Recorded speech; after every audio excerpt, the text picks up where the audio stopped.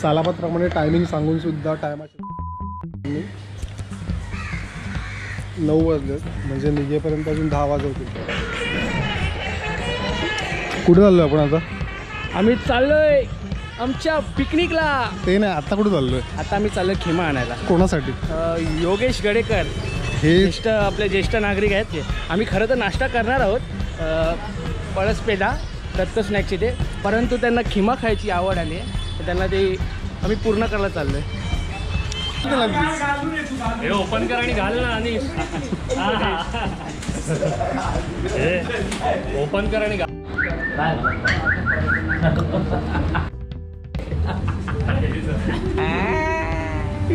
मिठी मार.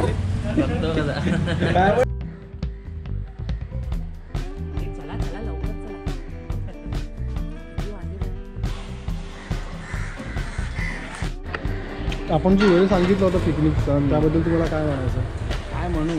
काय म्हणू शब्दच नाही. आता पुढे जाऊन आम्हाला तुझं ऐकायला, तुला माहिती आहे योगेश गडेकर ते तर टपलेच असतात. मला वाटतं की आपण जो खिमा पाव घेतला त्याच्यामध्ये आपला वेळ गेला जास्त. हो, कारण ते बरोबर, कारण ते पाव पण भेटत नव्हते. म्हणजे चूक आपली नाही, चूक योगेश द्यायचे.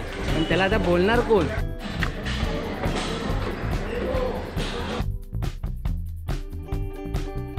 गणपती बाप्पा मोरया. फायनली आम्ही निघालेलो आहे आणि यावर्षी आपलं 18 वर्ष आहे लवर बॉयचं. जी आतुरता आपल्याला 2 महिन्या आधीपासून लागलेली. आणि काही लोक असे बॅग उचलून येतात, फक्त काय घेतला काय नाही घेतला काय ते सुद्धा आम्हाला आठवण करून देत नाही. असे आहेत लोक. जाऊ द्या, जास्त काय बोलत नाही, कारण 12 नंतर त्याच्या अंगात येईल मग तो माझी काढेल तेव्हा मी शांत बसेल.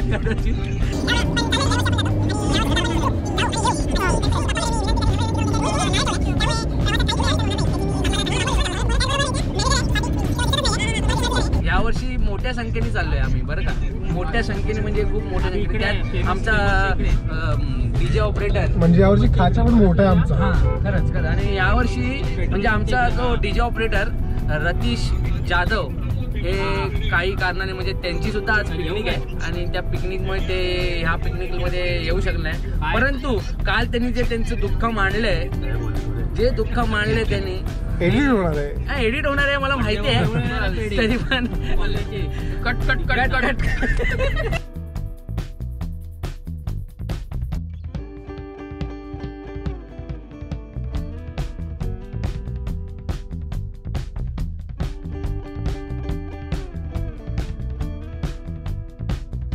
आणि ब्रेकफास्टच्या नावावरती आम्ही लंच करून मोकळा झालो. मार्केटिंग केली त्यामुळे. अनिश, काय बोलतो? जो ब्रेकफास्टच्या नावावरती आपण जो लंच केला आता काय म्हणणं तुझं?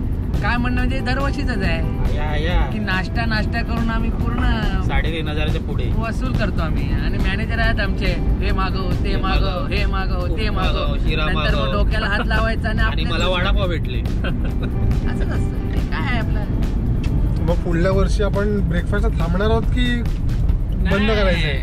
इडली वडा.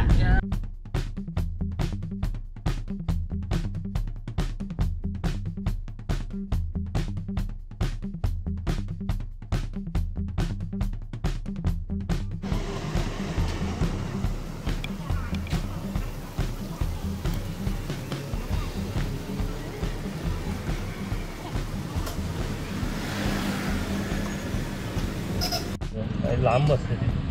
दुसरं आहे का अजून आतमध्ये? ना पहिला कॉन्टेंट, नंतर काम.